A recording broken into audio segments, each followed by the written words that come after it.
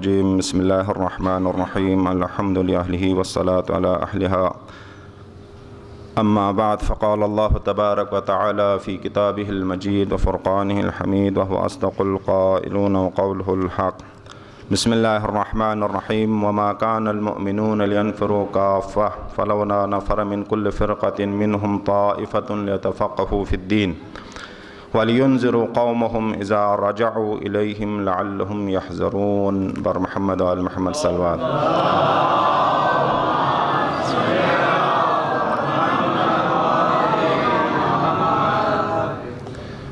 جتنا موضوع مشکل ہے اتنا ہی وقت بھی مشکل، اور پھر اوپر سے جو ہے وہ بجلی نے بھی مزید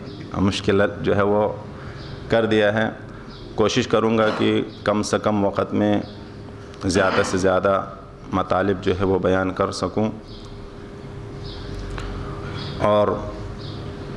آپ کا زیادہ اس گرمی کے اندر وقت جو ہے وہ نہ لے لوں۔ میں نے جس آیت کریمہ کا تلاوت کیا سورہ توبہ کی آیت نمبر 122، قرآن کے اندر سورہ توبہ اور اس کی آیت نمبر 122، اس کے اندر خداوند متعال ارشاد فرماتا ہے کہ وَمَا كَانَ الْمُؤْمِنُونَ لِيَنْفِرُوا كَافَّةً، یہ شائستہ نہیں ہے کہ تمام مؤمنین کوچ کر جائیں ایک کام کے لیے، سب کے سب مل کر ایک کام کے لیے جو ہے وہ نکل پڑیں، یہ شائستہ نہیں ہے۔ فَلَوْلَا نَفَرَ مِن كُلِّ فِرْقَةٍ مِّنْهُمْ طَائِفَةٌ، پھر ایسا کیوں نہیں کر لیتے کہ ایک بڑے گروہ میں سے ایک مختصر سا گروہ، چند افراد پر مشتمل ایک گروہ نکل پڑیں لِيَتَفَقَّهُوا فِي الدِّينِ، تاکہ وہ دین کے بارے میں سمجھ بوجھ حاصل کریں، دین کی معرفت پیدا کریں، دین کو اچھی طریقے سے سمجھائیں، اور وَلْيُنذِرُوا قَوْمَهُمْ إِذَا رَجَعُوا إِلَيْهِمْ، جب یہ خود دین کو سمجھنے کے بعد، دین کے مطالب کو حاصل کرنے کے بعد جب یہ اپنی قوم کی جانب واپس آ کر پلٹ کر اپنی قوم کو ڈرائیں، لَعَلَّهُمْ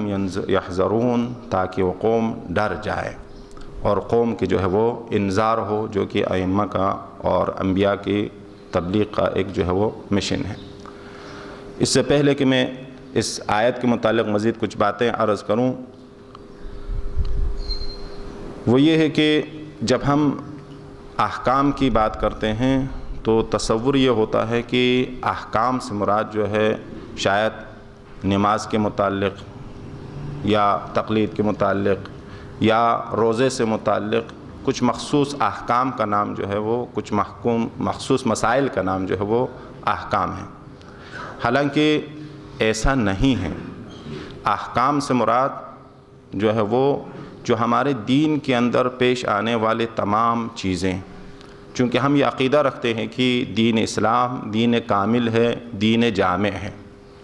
دین کامل و جامع اس طریقے سے ہے کہ انسان کے فرد سے لے کر اجتماع تک، مادیت سے لے کر معنویت تک، اور انسان کے دنیا میں آنے سے لے کر، بلکہ اس سے پہلے سے لے کر اس دنیا سے جانے تک، بلکہ جانے کے بعد کے بھی مسائل جو ہے وہ دین نے بیان کیا ہے، اور کوئی ایسا موقع نہیں کہہ سکتے ہیں جہاں پر جو ہے ہم یہ کہہ سکیں کہ یہاں پر دین نے کوئی مسئلہ بیان نہیں کیا ہے۔ تو احکام کا مطلب یہ ہے کہ ہم جس مذہب، جس نظریے اور جس فکر کو رکھتے ہیں اس کے مطابق عمل کا نام جو ہے وہ احکام ہے۔ لہٰذا احکام کے اندر جو ہے وہ ہماری پوری زندگی کا خلاصہ جو ہے وہ 50 یا 52 عنوانات یا 55 عنوانات کہیں یا 55 کتابیں کہیں، ان عنوانات کے تحت ہماری زندگی جو ہے وہ چلتی ہے، اور دین کے احکام اس کے اندر جو ہے وہ بیان ہوئے ہیں۔ تو یہ پہ ہمارے ذہن میں ہونی چاہیے کہ احکام سے مراد فقط مخصوص جو ہے وہ کچھ مسائل پر مشتمل احکام نہیں۔ دوسری بات جو عرض کرنا چاہ رہا ہوں کہ وہ یہ ہے کہ آج جو میں چاہ رہا ہوں بیان کرنے کا وہ موضوع ہے تو تقلید سے متعلق ہی، لیکن اس کا عنوان اس کے بجائے اگر یہ رکھ دیا جائے کہ تقلید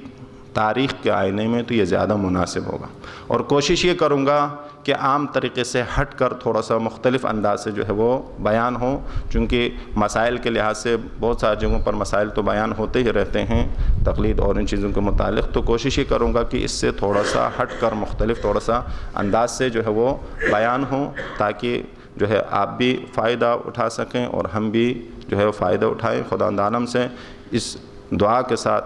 میں اپنی بات کو مزید آگے بڑھاؤں گا کہ خداوند عالم مجھے بھی اور آپ سب کو بھی اور جو یہ اہتمام کرتے ہیں ان سب کے توفیقات میں اضافہ فرمائیں۔ دین کے لحاظ سے جب ہم دین کہتے ہیں تو دین دو چیزوں پر مشتمل ہوتا ہے، ایک عقیدہ یا فکر جس کو دین نے ایمان سے تعبیر کیا ہے، اور دوسرا حصہ اس دین یا فکر یا عقیدہ جو بھی آپ نام دے دیں اس کے مطابق جو عمل کرتے ہیں اس عمل کو وہ عمل ہے جو اس فکر کے مطابق ہم جو ہے کرتے ہیں۔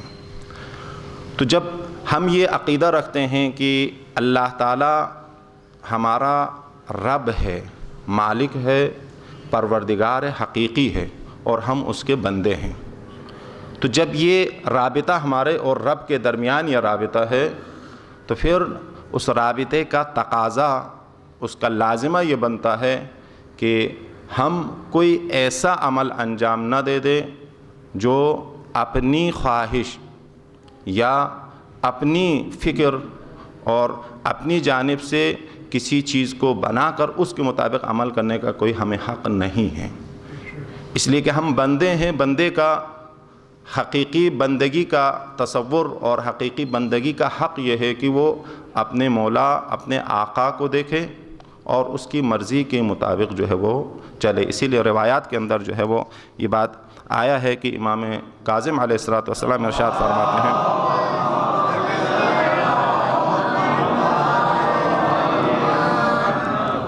من نظر برائیہ ہلکا، اگر کوئی شخص اپنے رائے کے مطابق چلے تو وہ ہلاک ہو جائے گا۔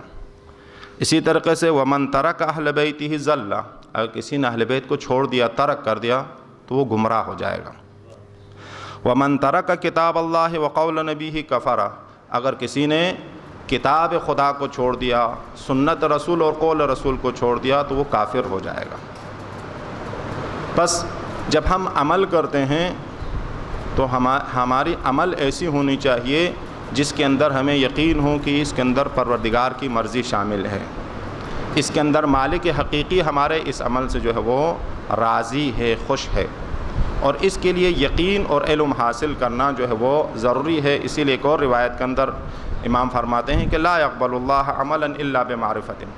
خداوند عالم کسی کے عمل کو قبول نہیں کرتا ہے جب تک کہ وہ عمل معرفت کی بنیاد کے اوپر جو ہے وہ نہ ہو۔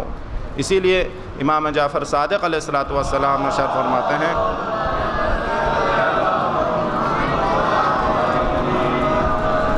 العامل علی غیر بصیرت کالسار علی غیر الطریق، وہ انسان جو عمل کرتا ہے بصیرت کے بغیر وہ اس راہ پر چلنے والے شخص کی طرح ہے جو بے راہ چلتا ہے۔ فلا تزیدہ سرعۃ السیر الا بعدا، یہ انسان جتنا سفر کرے گا، جتنا آگے بڑھے گا، یہ منزل مقصود سے نزدیک ہونے کے بجائے مزید دور ہوتا ہوا چلا جائے گا۔ بس جب ہم عمل کرتے ہیں تو ہماری عمل علم کی بنیاد پر ہونی چاہیے، معرفت کی بنیاد پر ہونی چاہیے۔ ہمیں یہ اطمینان ہونا چاہیے کہ ہم جس عمل کو انجام دے رہے ہیں پروردگار اس سے راضی ہے، ہمارا مالک حقیقی راضی و خوشنود ہے۔ اب پروردگار کی جو مرضی ہے وہ ہمیں کیسا پتہ چلے گا، کیسے ہمیں معلوم ہوگا؟ اس کے لیے ہمارے پاس دو راستے ہیں۔ ایک تو کلام الہی ہے قرآن مجید کی شکل کے اندر، ایک کلام معصوم ہے احادیث اور روایات کی شکل کے اندر۔ ان دونوں کے ذریعے سے ہمیں پتہ چلتا ہے کہ ہم جو عمل کر رہے ہیں یہ خدا کی مرضی اس کے اندر شامل ہے، ہم یہ جو عمل کر رہے ہیں ہمارا پروردگار اس عمل سے جو ہے وہ راضی ہے۔ اب جب یہ معلوم ہو گیا کہ یہ دو راستے ہمارے پاس ہیں تو اب تاریخ کی طرف جب ہم آتے ہیں تو ہم تاریخ کو 3 حصوں کے اندر تقسیم کر سکتے ہیں۔ عمل کے اعتبار سے جب ہم دیکھیں گے تو ہم اس کو 3 حصوں کے اندر تقسیم کر سکتے ہیں۔ ایک زمانہ آپ اس کو تعبیر کر سکتے ہیں زمانے ظہور سے، یہ زمانہ دین اسلام کے ابتدا سے لے کر غیبت صغریٰ کا دور تک، یہ دور حضور کہلائے گا۔ اس کے اندر انسان کو جب بھی کوئی مسئلہ پیش آتا تھا پیغمبر کے پاس تشریف لے آتے تھے اور پیغمبر سے فرماتے تھے کہ اس مسئلے کا حل بتا دے، میں یہ عمل کر رہا ہوں، یہ عمل مرضی پروردگار کے مطابق ہے یا نہیں ہے۔ امام کے پاس جاتے تھے، امام سے جو ہے وہ سوال کرتے تھے کہ میں یہ جو عمل کر رہا ہوں یہ اس میں مرضی پروردگار شامل ہے یا نہیں۔ تو اس طریقے سے یقین حاصل ہو جاتا تھا کہ جو میں عمل کر رہا ہوں یہ عمل مرضی پروردگار کے مطابق ہے۔ اس کو آپ تعبیر کریں عصر ظہور سے، یہاں کوئی مسئلہ جو ہے وہ نہیں ہے، کوئی پیچیدگی جو ہے یہاں پر نہیں ہے۔ دوسرا دور آتا ہے عصر غیبت صغریٰ کا۔ عصر غیبت صغریٰ کا دور تقریباً 70 سے 74 سال کے عرصے پر مشتمل ہے، جس کو غیبت صغریٰ سے تعبیر کرتے ہیں یا غیبت اولیٰ سے بھی تعبیر کرتے ہیں۔ اس کے مقابلے میں غیبت کبریٰ یا غیبت تامہ سے تعبیر جو ہے وہ کرتے ہیں۔ غیبت صغریٰ کے اندر پھر زیادہ کوئی مشکل نہیں تھا، اس لیے کہ جیسے کہ آپ جانتے ہیں کہ غیبت صغریٰ کے اندر امام کے 4 نائبین یا 4 وکیل نواب اربعہ کے نام سے یہ 70 سال کا عرصہ اس کے اندر جو ہے 4 وکیل بنے ہیں امام کے، کہ اشخاص کا، شیعوں کا، عام افراد کا ڈائریکٹ امام سے رابطہ نہیں ہوتا تھا،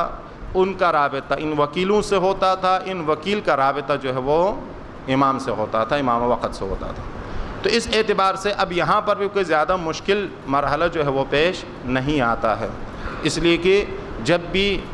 کسی کو عمل کے لحاظ سے کوئی مشکل پیش آتی ہے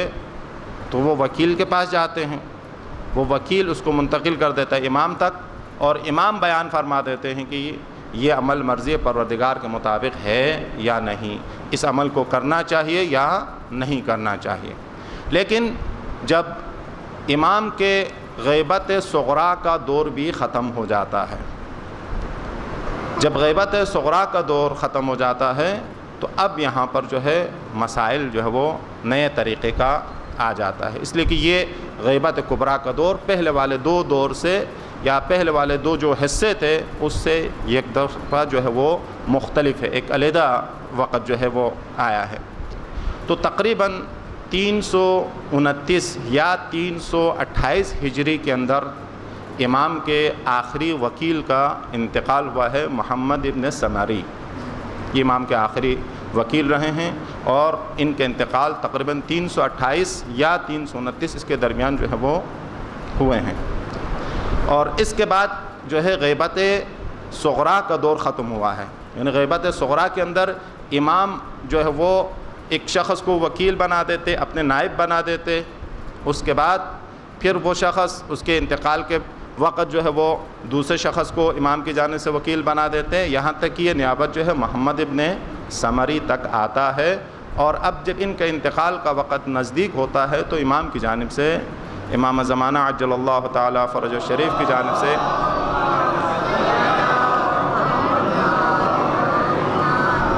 ایک توقیع صادر ہوتا ہے۔ یہ توقیع کے بارے میں بھی ذرا میں وضاحت کر دوں کہ توقیعات یا توقیع ان کلمات یا ان خطوط کو کہا جاتا ہے جو آخری امام کی جانب سے صادر ہوئے ہیں، خصوصاً نواب اربعہ یا غیبت صغریٰ کے دور میں جو امام کی جانب سے جو خط کی شکل میں فرامین یا کسی وکیل کے عزل کے بارے میں یا کسی وکیل کے تائید کے اندر جو توقیعات صادر ہوئے ہیں ان کو لفظ توقیع سے تعبیر کرتے ہیں۔ امام کا آخری توقیع جو محمد ابن سمری کے بارے میں امام نے فرمایا ہے، تاریخ میں نقل ہوا ہے، امام اس آخری توقیع کے اندر ارشاد فرماتے ہیں کہ بسم اللہ الرحمن الرحیم یا علی ابن محمد السمری۔ امام محمد ابن سمری سے مخاطب ہو کر فرماتے کہ محمد ابن سمری اعظم اللہ اجر اخوانک فیک، کہتے تمہارے بھائیوں کے لیے تمہاری مصیبت کا خدا جزائے خیر دے، فإنک میت، تمہاری موت نزدیک ہے، تم مرنے والے ہو، ما بینک و بین 6 ایام، کہا اب میں جو کہہ رہا ہوں یہاں سے لے کر 6 دن ہے، اس 6 دن کے اندر تمہاری موت جو ہے وہ واقع ہونے والی ہے، فجمع امرک، تو اپنے تمام کاموں کو جمع کر لو۔ امام نے وکالت کے لحاظ سے جو کچھ ان کو بتایا تھا، امام فرماتے کہ اب ان سب کو سمیٹ لو، جمع کر لو۔ پھر وَلَا تُوصِي إِلَىٰ أَحَدٍ يَقُومُ مَقَامَكَ بَعْدَ وَفَاتِكَ، اور اپنے بعد، اپنے مرنے کے بعد کسی کے بارے میں وصیت بھی نہیں کرنا۔ اب تمہیں حق نہیں ہے کہ کسی اور کو وکیل بنانے کا، وکالت کا دور ختم ہو چکا ہے۔ فقط وقعت الغیبۃ التامہ، کہتے اب تمہارے موت کے بعد غیبت تامہ واقع ہو جائے گی۔ بعض جگہوں پر غیبت تامہ آیا ہے اور بعض جگہ جو ہے وہ غیبت ثانیہ آیا ہے، دونوں اپنی جگہ پر بالکل درست ہے، اس لیے کہ امام کی جو پہلی غیبت ہے وہ غیبت صغریٰ ہے، یہ غیبت اولیٰ ہے، پہلی غیبت ہے، اور اس کے بعد غیبت کبریٰ کا دور جو ہے وہ دوسری جو ہے وہ غیبت ہے، یہ بھی صحیح ہے۔ اور اگر غیبت تامہ کہا تو یہ بھی اپنی جگہ پر صحیح ہے، اس لیے کہ امام جو ہے وہ غیبت صغریٰ کے دور کے اندر کامل غائب نہیں ہے، ایک رابطہ ہے امام کا وکلاء کے ذریعے سے، لیکن جب غیبت تامہ کی شکل کے اندر وہاں کوئی رابطہ جو ہے اس حوالے سے نہیں ہے۔ پھر امام فرماتے ہیں کہ فلا ظہور الا بعد اذن اللہ، کہ غیبت تامہ کے بعد ظہور اس وقت ہوگا جب خدا کا اذن آئے گا، خدا کی جانب سے حکم ہوگا، جب تک حکم خدا نہیں ہوگا ظہور بھی نہیں ہوگا۔ وذالک بعد طول الامد وقسوۃ القلب، امام فرماتے ہیں کہ یہ بہت لمبے عرصے کے بعد ہوگا، جلدی نہیں ہوگا۔ وقسوۃ القلب، اور ایسے وقت کے بعد ہو جائے گا جب لوگوں کے دل سخت ہو جائیں گے، ان کے دل پتھر ہو جائیں گے۔ وامتلأ الارض جورا، زمین ظلم و جور سے بھر چکی ہوگی۔ پھر امام فرماتے ہیں کہ وسیأتی شیعتی من یدعی المشاہدہ، کہ بعد میں میرے بعد، اس واقعے کے بعد کچھ ایسے میرے ماننے والے بھی آئیں گے جو یہ دعویٰ کریں گے کہ میں نے امام کو دیکھا ہے، امام سے ملاقات ہوئی ہے۔ امام فرماتے ہیں کہ الا،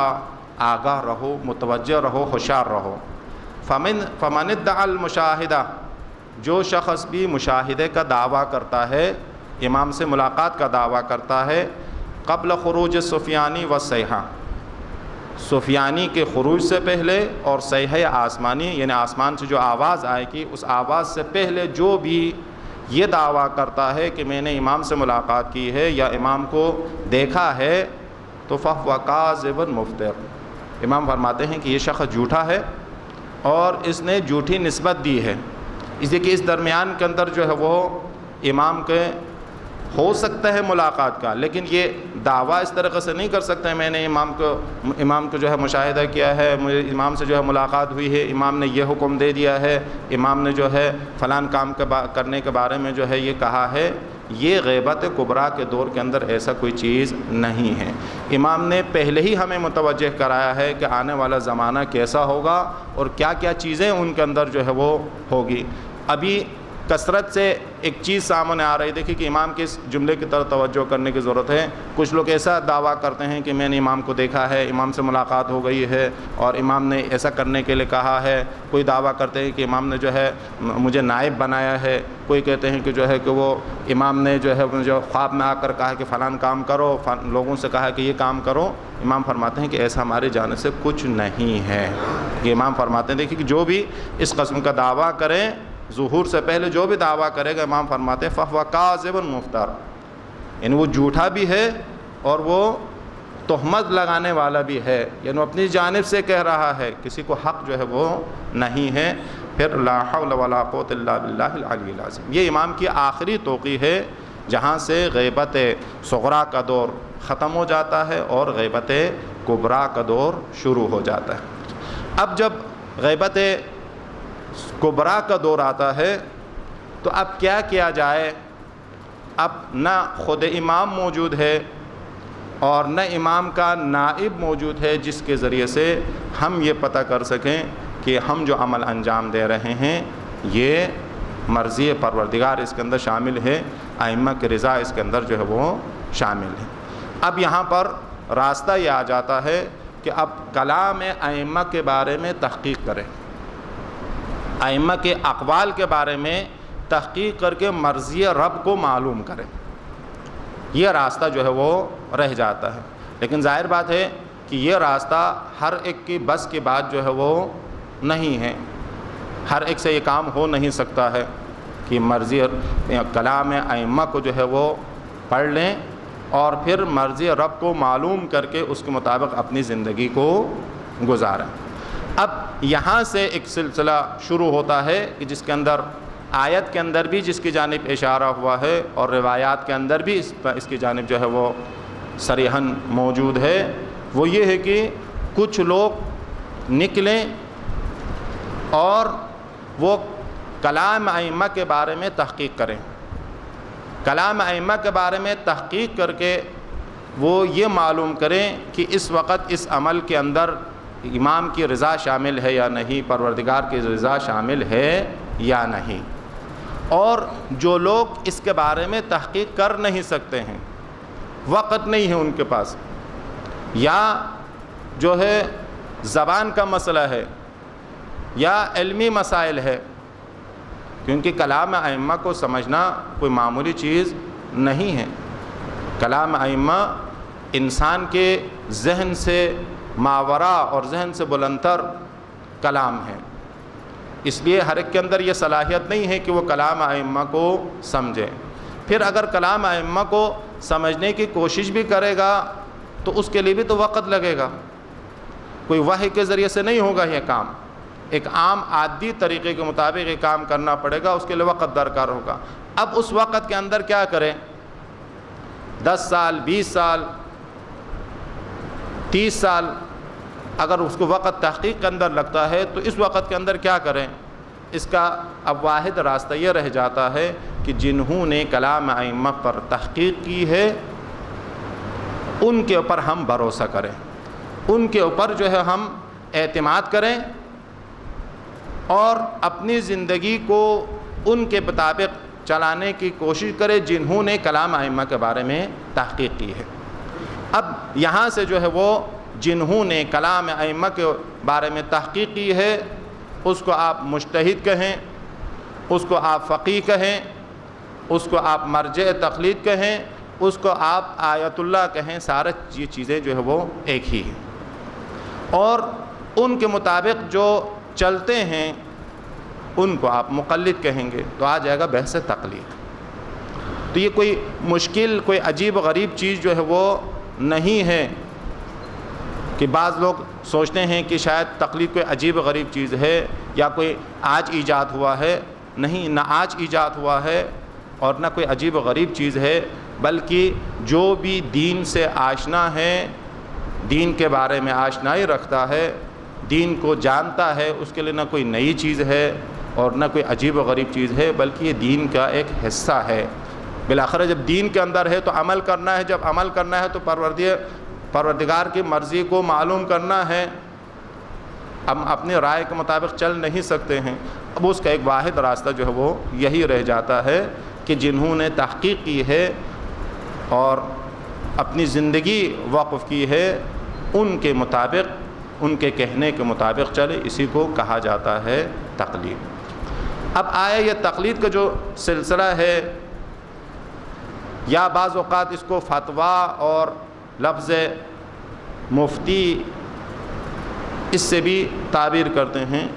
یہ الفاظ کوئی نئی چیز نہیں ہے، یہ ائمہ کے دور میں بھی جو ہے وہ رہا ہے، ایسا نہیں کہ جو ہے ائمہ کے دور میں نہ رہا ہو۔ لیکن پھر دوبارہ عرض کروں کہ جب ائمہ کا ظہور کے دور میں اتنا زیادہ واضح طور پر نہیں تھا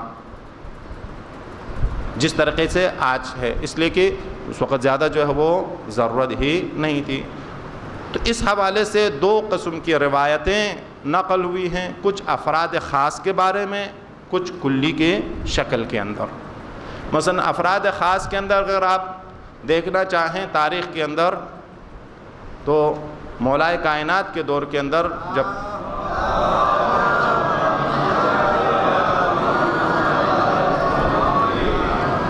جب آپ کو ظاہری خلافت ملی تو آپ نے مختلف جگہ پر اپنے نمائندے بھیجے، من جملہ ان میں سے ایک والی مکہ ہے۔ والی مکہ کے بارے میں ایک خط ہے نہج البلاغہ کے اندر، جو نہج البلاغہ 3 حصوں پر مشتمل ہے، خطبات کا حصہ، کلمات قصار کا حصہ اور جو ہے مکتوبات کا حصہ۔ اس مکتوبات کے اندر مکتوب نمبر 67 جو ہے وہ مولا نے اپنے ایک والی کے لیے لکھا ہے۔ ظاہر بات پورا تو بیان نہیں کر سکتا ہوں، لیکن جو میرا منظور نظر ہے اسی جملے کو میں نقل کرنا چاہوں گا کہ امام اس خط کے اندر، اس مکتوب کے اندر جو ہے وہ ان کو کچھ چیزیں بیان کرتے ہیں، ان کی ذمہ داریوں کو جو ہے وہ بیان کرتے ہیں۔ بیان کرنے کے بعد جو ہے امام فرماتے ہیں، اس والی کا نام ہے قسم ابن عباس، اور اس کو حکم دیتے ہیں کہ وجلس لہم العصرین۔ امام فرماتے ہیں کہ تم عصرین کے وقت، عصرین سے مراد یعنی ظہر عصر کے وقت، اس کے درمیانے وقت کے اندر تم مسجد کے اندر بیٹھو۔ بیٹھنے کے بعد فَأَفْتِ الْمُسْتَفْتِي، جو بھی تم سے فتویٰ مانگنے کے لیے آئے، تم سے مسئلہ پوچھنے کے لیے آئے، تم اس کو جو ہے مسئلے کو بیان کرو۔ یہ تمہاری ذمہ داریوں میں سے ایک جو ہے وہ ذمہ داری ہے۔ تو آپ دیکھیں امام خود فرما رہے ہیں کہ فَأَفْتِ الْمُسْتَفْتِي، جو بھی تم سے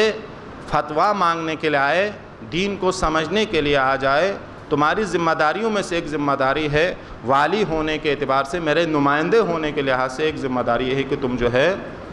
ان کے مسائل کو، دین کے مسائل کو حل کریں۔ اسی طریقے سے ایک اور شخص مسیب حمدانی ہیں، یہ امام رضا علیہ السلام کے پاس آتے ہیں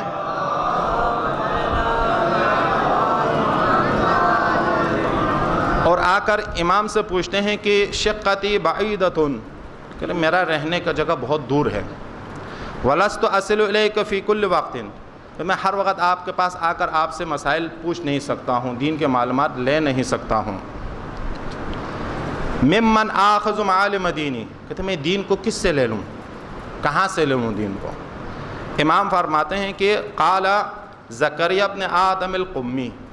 کہتے تم جاؤ زکریا ابن آدم قمی کے پاس۔ یہ زکریا ابن آدم جو زیارت پہ گئے ہیں ان کو شاید معلوم ہو کہ قوم کے اندر ان کا جو ہے وہ آج بھی مقبرہ ہے زکریا ابن آدم ہی کے نام سے۔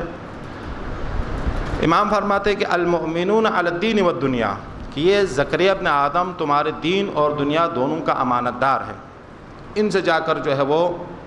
تم لوگ اپنے مسائل کو چاہو۔ تو یہاں پر بھی دیکھیں امام اپنے دین کے حوالے سے کہہ رہے کہ تم اگر ہر وقت میرے پاس نہیں آ سکتے ہو، مشکل ہے تمہارے لیے،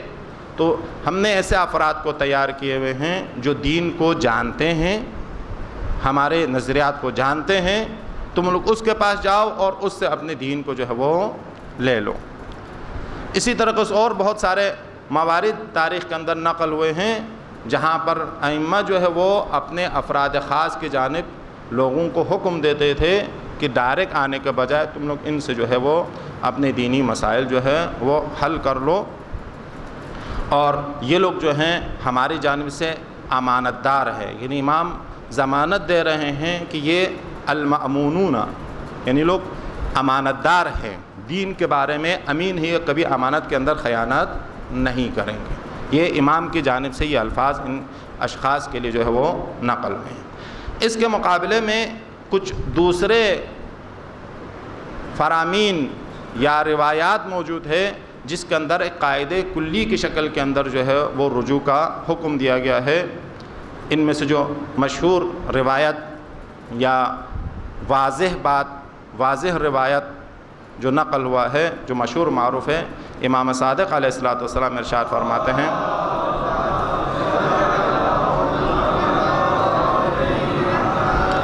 فَأَمَّا مَنْ كَانَ مِنَ الْفُقَهَاءِ سَائِنًا لِنَفْسِهِ حَافِظًا لِدِينِهِ مُخَالِفًا عَلَى هَوَاهُ مُطِيعًا لِأَمْرِ مَوْلَاهُ فَلِلْعَوَامِ أَن يُقَلِّدُوهُ۔ یہ چھٹے امام کے ارشاد گرامی ہے۔ امام فرماتے ہیں کہ من کان من الفقہاء، جو بھی فقیہ ہو،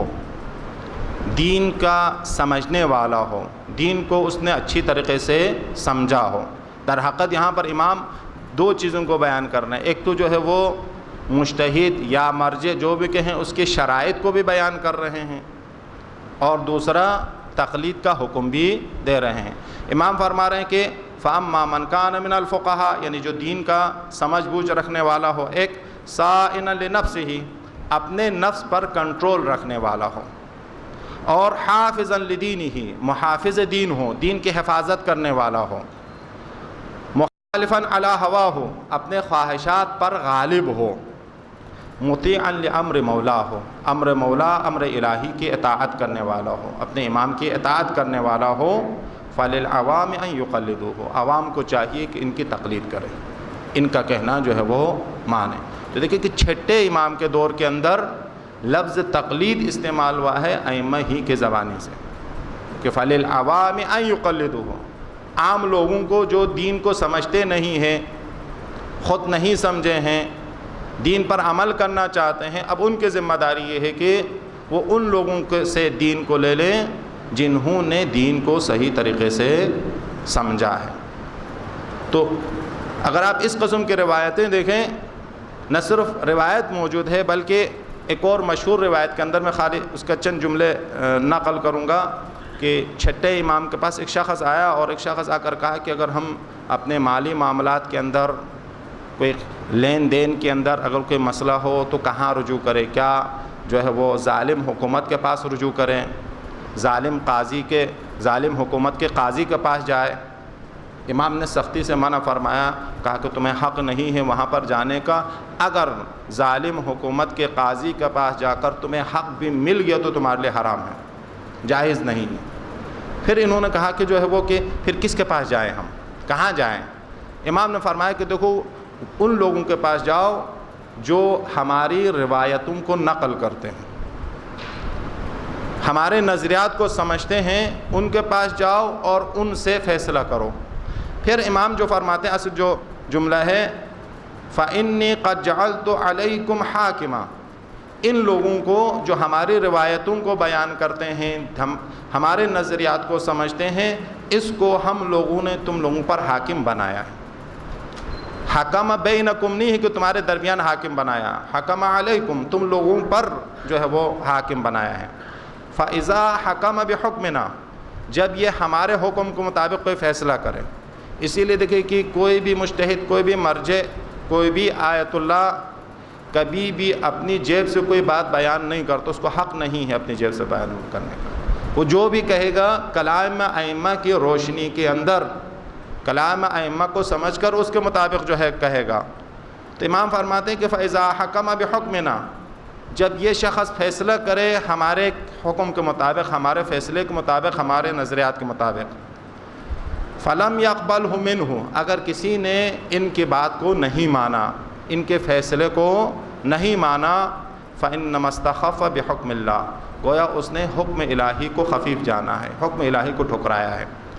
وَعَلَيْنَا الرَّادُ، اور نہ صرف حکم الہی کو خفیف سمجھا ہے بلکہ انہوں نے ہمیں رد کیا ہے، ہماری بات نہیں مانی۔ وَالرَّادُّ عَلَيْنَا الرَّادُّ عَلَى اللَّهِ، جس نے ہماری بات نہیں مانی گویا اس نے خدا کی بات جو ہے وہ نہیں مانی۔ تو یہاں پر دیکھیں کہ امام کہہ رہے کہ فَإِنِّي قَدْ جَعَلْتُ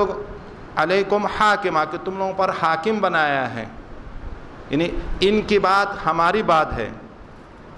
اگر ان کو رد کیا تو در حقیقت ان کو رد نہیں کیا ہے، اس لیے کہ انہوں نے ہمارے مطابق فیصلہ کیا ہے، اسے در حقیقت فیصلے کو نہ ماننا ایسے کہ جیسا ائمہ کے فیصلے کو نہ مانا ہو۔ یعنی اگر زمانہ حضور کے اندر جس وقت ائمہ حاضر تھے، اگر کوئی جائے اور کوئی مسئلہ دریافت کرے، امام کوئی حکم دے دے اور پھر اس کے بعد وہ کہے کہ میں نہیں مانتا ہوں، جو حکم اس کے لیے ہوگا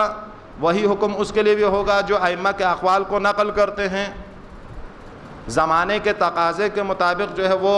احکام کو بیان کرتے ہیں، پھر لوگ نہیں مانتے ہیں۔ دونوں میں ایک ہی چیزیں دیکھیں، در حقیقت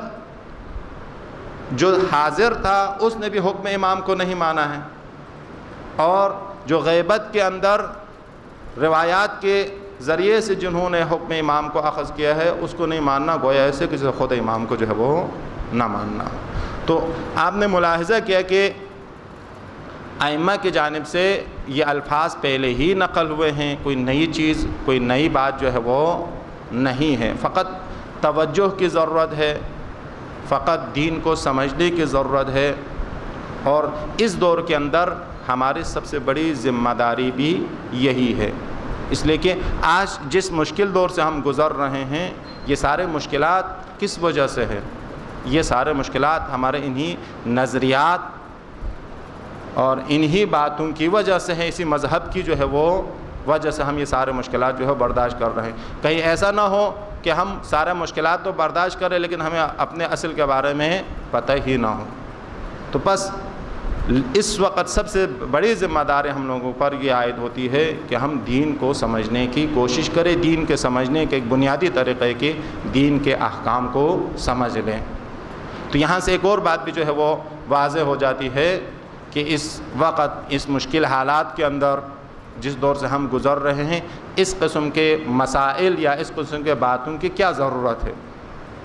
بعض ان کے ذہن میں یہ آتا ہے کہ اس وقت جو ہے کیا ضرورت ہے اس قسم کی باتوں کو جو ہے وہ کرنے کا، اس وقت ہم اس مشکل مسائل سے جو ہے وہ دوچار ہیں۔ تو ان کا جواب یہی ہے کہ دیکھیں کہ یہ مشکلات ہم اسی لیے برداشت کر رہے ہیں، اسی دین کی خاطر۔ اگر ہمیں اسی دین کے متعلق ہی معرفت نہ ہو، اگر دین ہی کے مطابق جو ہے وہ ہم آگاہی نہ رکھتے ہوں، تو پھر ہماری ساری زحمتیں جو ہے وہ بیکار جائیں گے۔ خداوند عالم سے دعا ہے کہ خدا ہم سب کو دین سمجھنے پھر اس پر عمل کرنے کے خداوند عالم ہم سب کو توفیق عنایت فرمائے۔ بر محمد و آل محمد صلی اللہ علیہ وسلم۔ المہدی ایجوکیشنل سوسائٹی پیش کرتا ہے بچوں اور بڑوں کے لیے دلچسپ موضوعات پر مبنی مختلف علماء کرام کے ایک نئے تربیتی انداز کے ساتھ زبردست ڈیزائن اور تفریحی مقامات پر آؤٹ ڈور لیکچرز، جس میں میڈیا کی بڑھتی ہوئی خرافات اور دور حاضر کو مد نظر رکھتے ہوئے بچوں کی تربیت، گفتگو میں اخلاقی معیارات، گھریلو زندگی میں پیش آنے والے مسائل اور ان کا حل، ملت تشیع کو اندرونی اور خارجی خطرات اور ان سے آگاہی، اور اس طرح کے مختلف موضوعات کو جدید طرز اور خوبصورتی کے ساتھ پیش کیا گیا ہے۔ اس کے علاوہ ہفتے وار تربیتی و فکری درس فوراً بعد نماز مغربین قبل الزیارت امامیہ امام بارگاہ جعفر طیار میں پابندی کے ساتھ منعقد کیے جاتے ہیں، تاکہ نئی نسل کی نہ صرف علمی بلکہ فکری سطح کو بھی بلند کیا جا سکے۔ آج ہی ہماری ویب سائٹ کا وزٹ کریں www.almehdies.com۔